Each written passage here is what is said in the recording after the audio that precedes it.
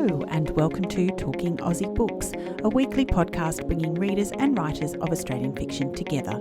I'm Claudine Tinellis. As an avid reader and passionate advocate for Australian fiction, I make it my mission to spotlight local talent. So if you're looking for your next read or simply want to learn more about the Australian literary scene, this podcast is for you. Grab yourself a cuppa, sit back and relax. As book lovers and regular listeners to this podcast, you'll understand that books, and fiction in particular, can take you into a world that may be unfamiliar or expose you to emotions, thoughts and problems that you may never have previously dealt with. The beauty and wonder of books mean that you can walk in another person's shoes, giving you insight into the lives of the characters that you become acquainted with. And that is particularly so with my next guest author, Rochelle Siemienowicz, and her new book, Double Happiness, released by Midnight Sun Publishing in early October of 2024. Rochelle is a writer, editor and arts journalist. She has written for The Age, SBS, Kill Your Darlings and The Big Issue, amongst others. Rochelle has a PhD in Australian cinema and was for many years a film and TV critic and columnist. Her first book, Fallen, was a memoir about sex, religion and marrying too young. Now, Double Happiness is a work of autofiction and explores the complexities of non-monogamy and what it's like to love two or more people equally but differently. Set in Melbourne, the book is told from three different perspectives and spans a 7-year period in which Anna, her husband Brendan, and her lover Jeremy try to navigate a polyamorous lifestyle. Beautifully written, this book is raw, moving and heartfelt, a thoroughly enjoyable read. And so I am delighted to welcome Rochelle to the podcast today. Hi, Rochelle. Hello, Claudine. Thank you so much. What a beautiful introduction. Oh, it's my pleasure. And I wanted to say formally, congratulations on the publication of your debut novel. Thank you. Thank you. Yes, it's been a journey. I'm sure it has. So I think I've only ever interviewed one other author on this podcast who'd written a work of autofiction. So I wondered, could you explain how this book is different from your memoir? What is autofiction? Yeah, I mean, autofiction is a very contested literary category. To be honest, I did not intend for this book to be called autofiction as such, but various people have picked it up, given that it has such close resonances with my own life. And I think one of the key things about autofiction is that the process of writing the book is inscribed in the book itself. So we have a character in this book who is trying to write a book about this subject and about her life and trying to make sense of it and work out whether it's memoir or whether it's fiction or what's made up. So that's kind of a little bit of a thread that's running through it. But I always intended to tell a story about the complexity of love and desire and how that can change and develop and evolve over time. This is something that's been a theme in my own life and my various relationships and early marriage and my memoir, Fallen. But with this story, because it's about polyamory, I really wanted to have multiple perspectives. And I thought it would be really interesting to see the characters as multifaceted from different angles. So you see them looking at each other and experiencing the same event through different eyes. And I wanted the freedom, the emotional freedom to write whatever I wanted to make the story work rather than this is actually what happened. And so what I'm hearing you say is that it was easier for you to write this as a work of autofiction or fiction rather than as memoir. Yeah, I mean, my starting point was actually Virginia Woolf's To the Lighthouse, where she has this beautiful opening scene where we go into different people's heads very seamlessly. And, you know, you see the mother and then the child and then the father, and they're all kind of seeing each other and experiencing this same day in the life of a family from different perspectives.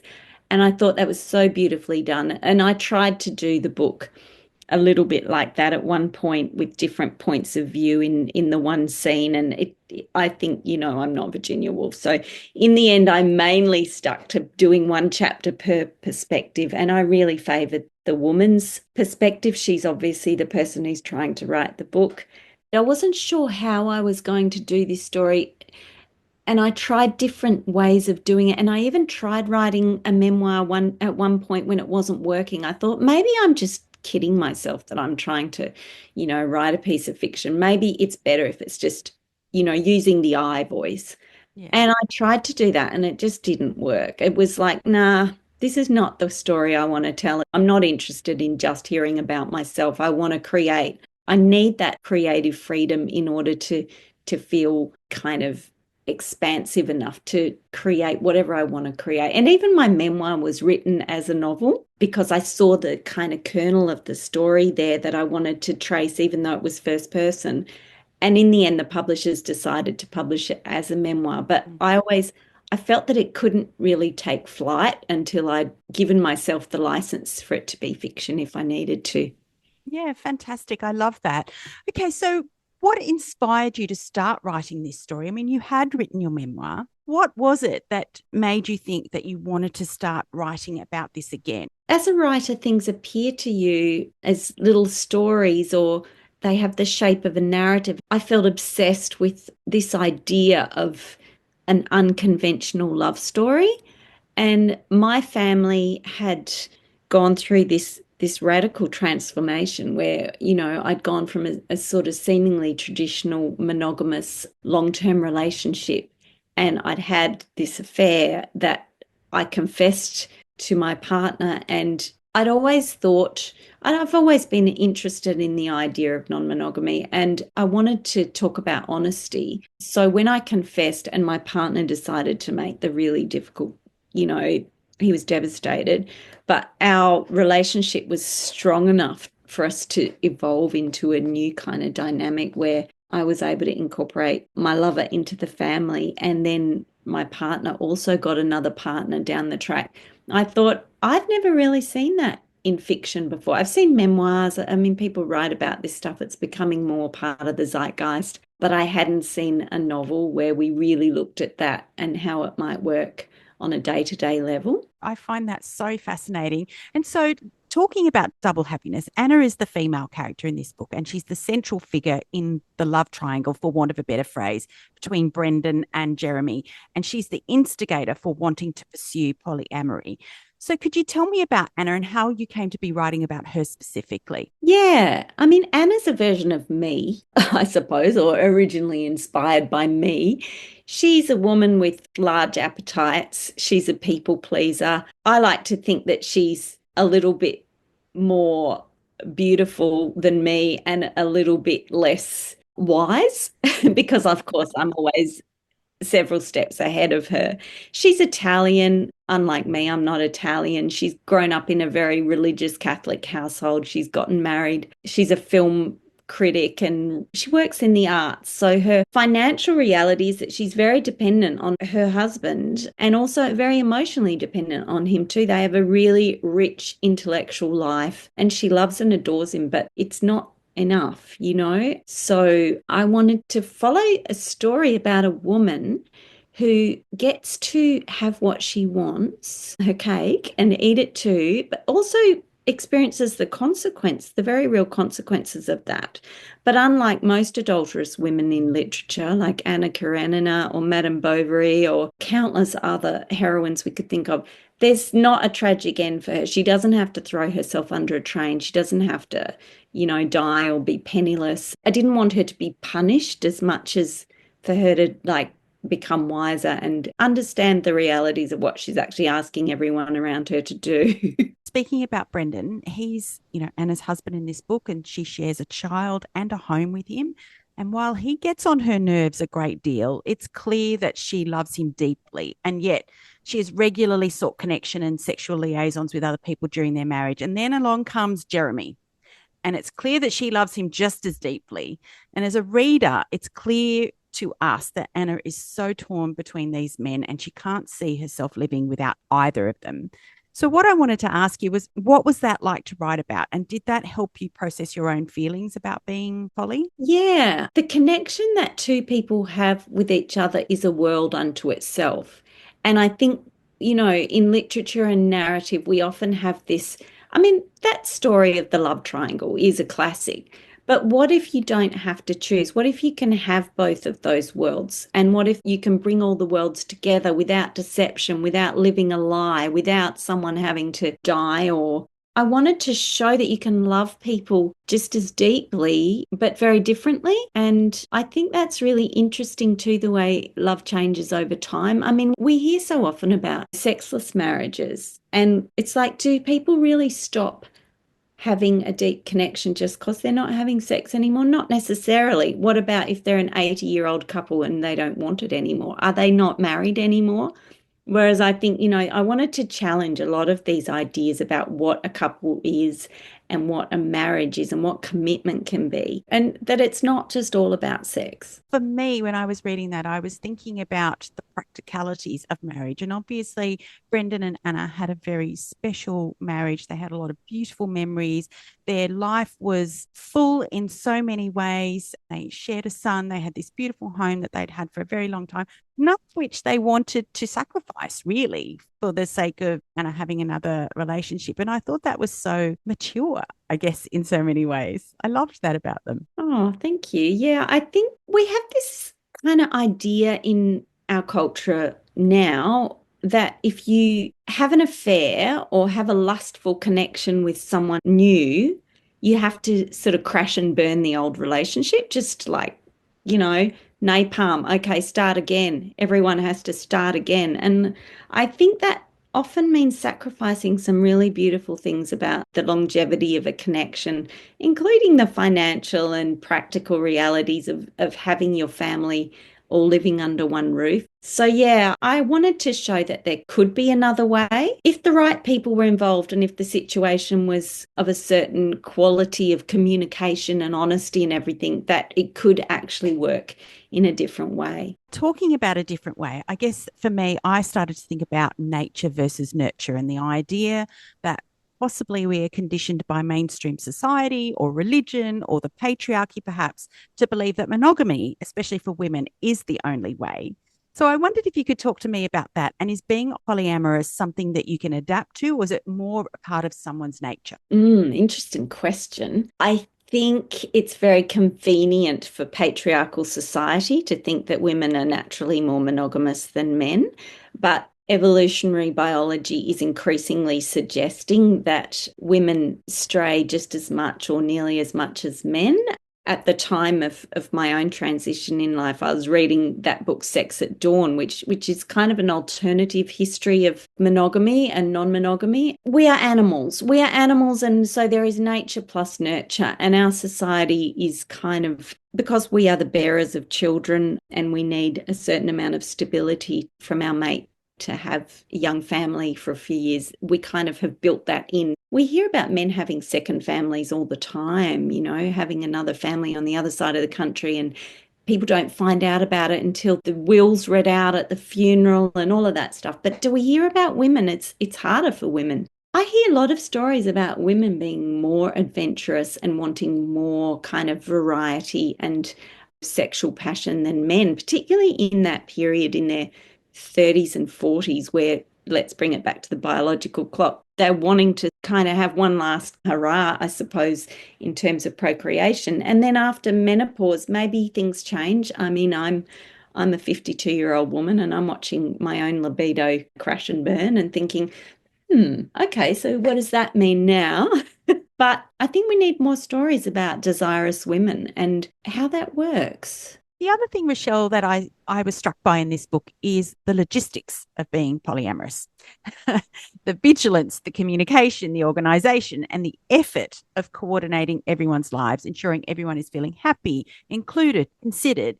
And that's something that wears Anna down in this book after a while, doesn't it? Yeah, because she is someone who's not what we'd call a naturally maternal kind of person. She has her one child and she's very, very loving, but she's a rebel. So she kind of resists a lot of those stereotypes of what a good mother is. And she doesn't want another baby. She wants another adult, So she gets this other adult, but then she has to get another dog to make her son happy. And so there's all these kind of consequences. And she's thrust back into that role of cooking and cleaning and looking after young creatures. And it's a little bit ironic because the very thing that she's been trying to escape, to have more variety and adventure and holiday from domesticity, becomes another kind of trap. So I thought that was funny. I thought that was a funny place to take her. And also she gets what she asks for, and she deserves to struggle in certain ways because she's made her husband Brendan struggle so much to accept the new regime. So yeah,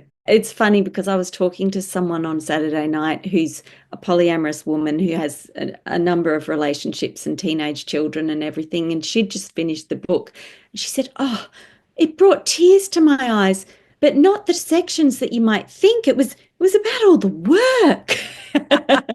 I must say, when I was reading that, I thought, oh my God, who could be bothered? It was so much work involved.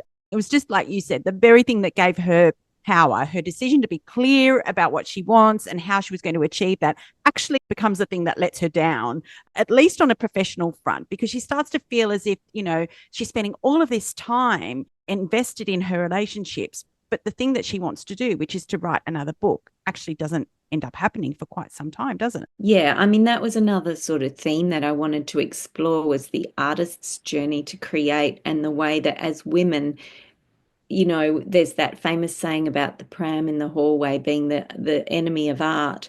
And I think it doesn't just have to be the pram. It could be the lover. It could be domestic drama. It could be having, too many pets. There's a socialized selfishness that male artists have more naturally than women. And so, yeah, the journey to find that sacred selfishness to create the space and time to write a book is something that she has to really fight for. Indeed. And I think on another front, Anna's undoing in this book in so many ways is when Jeremy starts to feel as if things are not quite equal.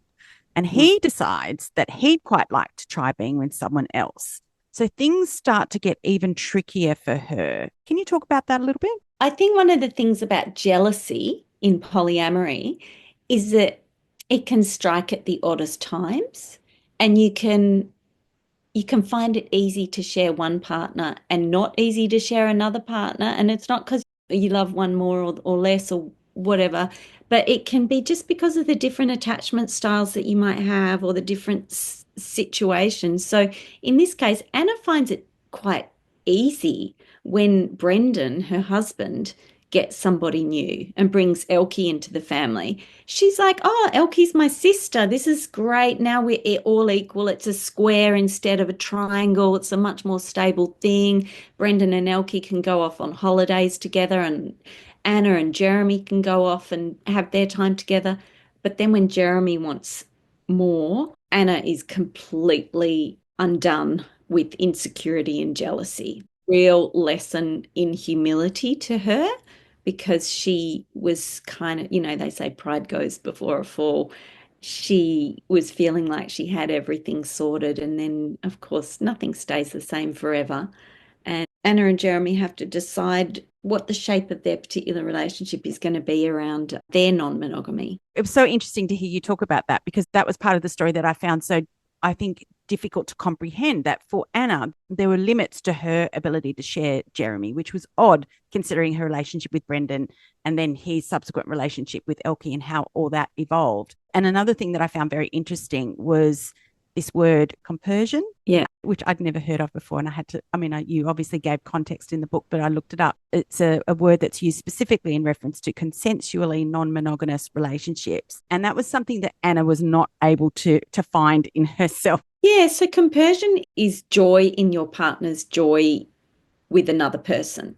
So it might be, for instance, in my life, when I see my partner with his other partner and they're sort of hugging and cuddling and calling each other pet names, and I think, "Oh, that's so cute, you guys."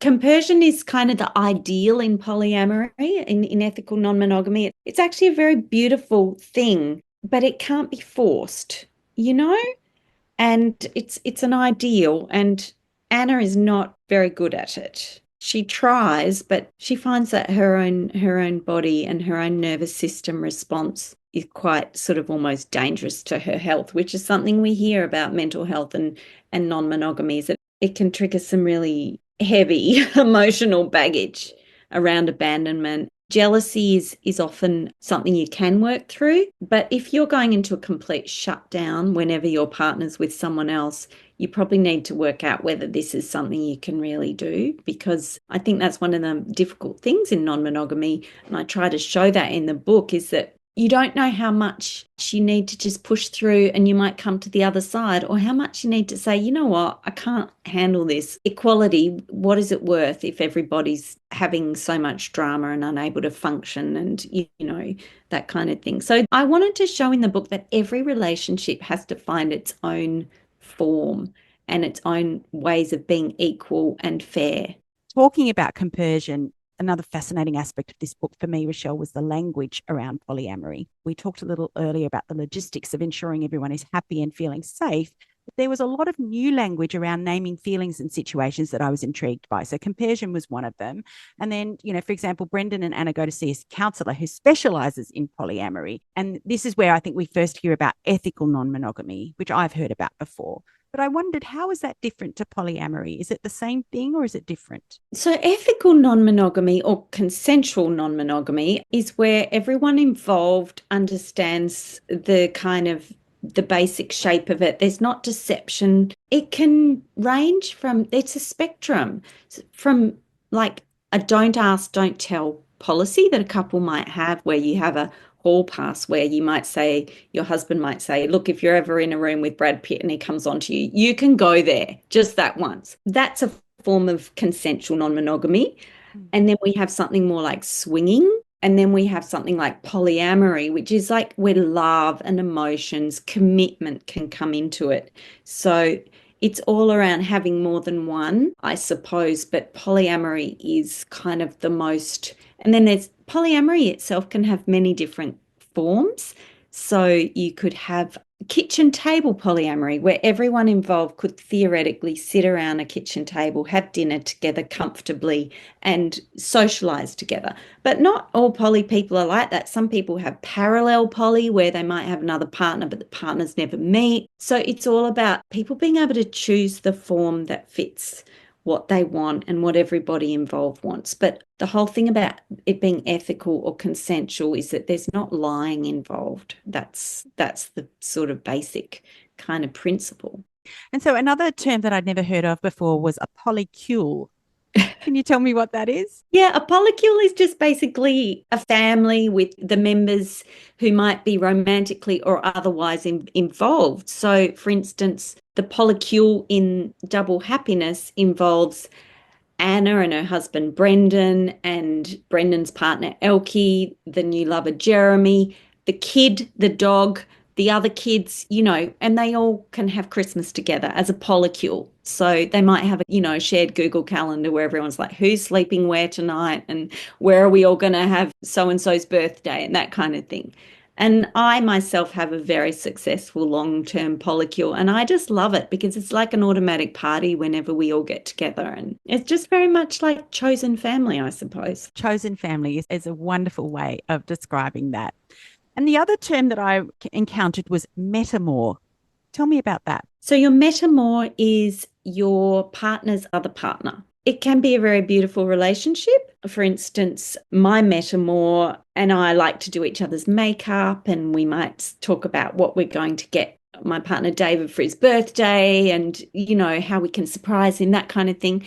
Whereas in the book, Anna's metamor, Lizzie, who is the new woman who comes on the scene for Jeremy, they're not friends. They're not ever going to be friends, but they're still technically metamors. Now, laying down ground rules for what a partner is prepared to accept or not accept, and honesty, which you talked about earlier, is a big part of being in a poly relationship. It seemed to me that it involved a lot of talking, a lot of negotiation about the minutiae of intimacy. Is that something that you have to grapple with, especially in the early stages, or is this ongoing in polyamorous relationships?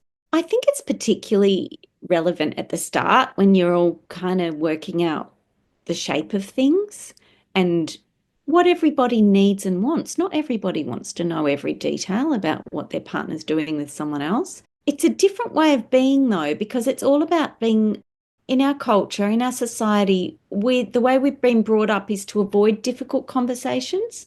We don't want awkwardness. We don't like to hurt people. We don't like to have that negative response where someone's shocked or angry with us or crying or whatever.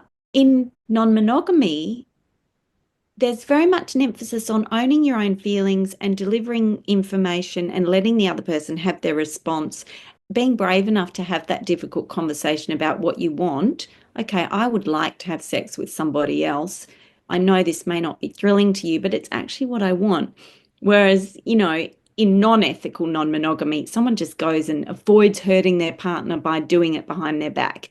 And then, of course, they compound the hurt with the deception and the feeling of betrayal that someone would have when they find out later.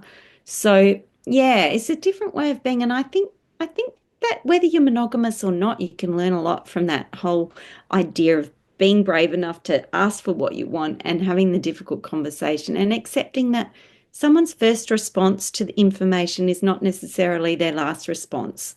We can survive hard conversations. I love that you said that because I just reread that paragraph where I think it was the therapist that says this to Brendan and Anna when they first go along, and he's very angry. He's very defensive about everything. And his first response to everything was like, no, no, no, I don't think I can do that. I don't think I can do that. And then she's just like calmly saying to him, your first response is not going to always be your final response. And he does eventually come around. And kudos to Brendan. I think he did make the biggest journey in this book, turning his entire attitude around and then embracing this lifestyle. Yeah. Then he has to deal with Anna being so useless when she has to do it. And he's like, I did it. Why can't you? What's your problem? I think he's definitely the comic relief in this book too. I think he's the hero in many senses. Part of the journey of all three characters in this book is coming out to their friends and family about being poly. Was this a difficult part of your own life? Yes, it was, particularly because I come from a very conservative Christian family. I waited quite a long time before I came out to my parents because I was scared, but also because I wanted to present it to them as a stable situation rather than an ongoing, influx thing. But I also really wanted to come out. I mean, a lot of poly people are quite under the radar, and particularly if they have children, they don't want the other kids at school to know, and it's all kind of very on the lowdown. But I'm in a really privileged position because I work in the arts where people are like bohemian, open-minded, and I'm not going to be penalized at work. I'm very out and open in my life. Same with my partners. And my kid was wanting us to be open because we've always been very open about, the way we are. And I live in a city where there's lots of other people who are trying different things. And the new generations of people coming up, way behind us, they know that this is an option. It's just another kind of thing on the menu of relationship styles. So I think when people like me who have the privilege to be out can be out, we should be out.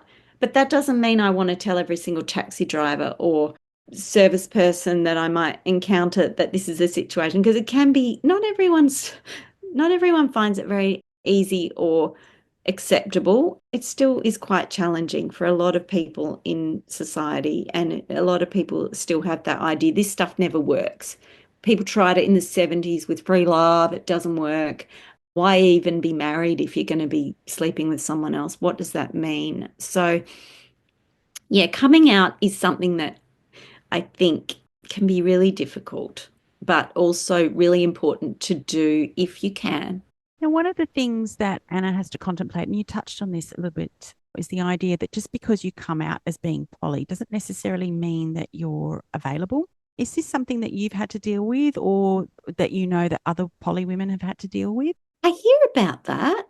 Yeah, I hear about that. That it means it's basically like saying you're a sexual being, I suppose, in a way that's different than just being a happily married woman. Being someone who has two partners is basically saying, I have, a kind of complex adult sexual life and I'm out about that. And so I think some men perhaps feel like that means you're open and available to dating, and fair enough if they make that assumption, I guess. But I personally find people have been very respectful. I'm very lucky. I'm very lucky. I mean, I haven't received a lot of flack or feedback about that, but that could be coming. I don't know. In writing this book, did you do any particular research or say talk to other poly people before you began writing? Yeah, because I think my own experience of becoming polyamorous was very much about finding networks of other people who were living this. I didn't know a single other poly person when I became poly. It was very isolating, and I was challenging that stereotype inside myself that this stuff can never work, because I didn't know anyone else who had actually done it except in books and in New York and, San Francisco, where apparently there are lots of people who do it. And then so I became embedded in various groups and networks and had a poly counselor. And the more you come out, the more you hear other people going, "Oh yeah, I'm in that too." And I love the stories. As a storyteller and a writer, I love hearing people's stories about this because it enables you to go really deep, really fast about the real blood and guts of what it is to be a human with sexual desire. People are just so honest in this circle. And the stories are amazing. I could write a whole book of stories about, people's different journeys into this lifestyle. Was there anything in your research or in talking to other people that truly surprised you? Well, something that's come up in a lot of people's stories is the fact that they were raised in a very repressed religious way. There's a lot of people who have escaped from, religious cults or very, very strict religious upbringings where sex was kind of so shameful. And it's almost like non-monogamy is the antidote to a lot of that sexual shame. A lot of people's journey towards freedom has involved like taking very specific steps to reject that whole kind of idea of original sin and that wanting sex or desire itself is kind of dangerous and evil. So that was surprising to me.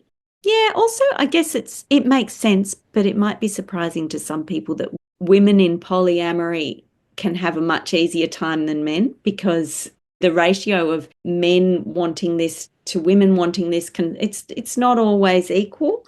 And women can find themselves very much in demand, and men can find themselves being like, I want to be poly, but where are the available women? They're all too busy, I guess. Putting everything down in a shared Google calendar, I suspect. Oh, I love it. Rochelle, if there was one thing you'd like readers to take away from this book, what would that be? I guess just that idea that love can take many forms and there are all kinds of families, and being in relationships and being in families is really hard work, but it can be really meaningful and pleasurable and joyful work. And we're all going to change in the way we love and live and look and desire over the life journey. And we have to be open and honest about that. And the quality of our relationships will be in direct proportion to our ability to be honest and have those difficult conversations. And it can all be just very funny too. I just want to emphasize the humor in this situation because it is kind of hilarious sometimes. Now, Rochelle, you might know that there are a lot of aspiring emerging authors who listen to this podcast. And I wondered if you had some top tips or advice to give to writers out there who are either sort of looking to get published or looking to start writing a novel. Well, something that really helps me is The Artist's Way by Julia Cameron. I've read that book and done it as a course, a self-directed kind of course through the chapters. I think it's 13 weeks. I've done it a number of times for writing my first book and writing this one because it really helps me to recenter myself around my fears, my sort of internal narrative that might be holding me back from doing it. Yeah, I think just try and write the best possible book you can before you try and get published. Because I don't know, I find it really weird. There's these people that want to get published, but they don't seem to want to write the book or do the work. And writing is really, really hard. So I think focus on writing the best book that you can and then look at the publishing process. But I don't know. I'm not an expert. It's hard. It's just hard. Writing is hard. Are you working on something else at the moment? I'm needing some downtime to just go back into the cave and see what things are sort of swimming around in the sludge that need to be explored. But I'm thinking perhaps something around maybe a psychological thriller about menopause. I don't know. Um, it could be a collection of essays or something, but I'm still in the promotion phase of Double Happiness, and I'm finding that quite draining.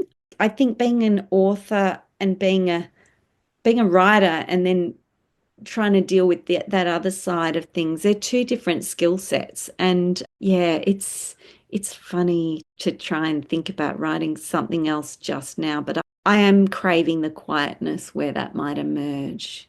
Yeah.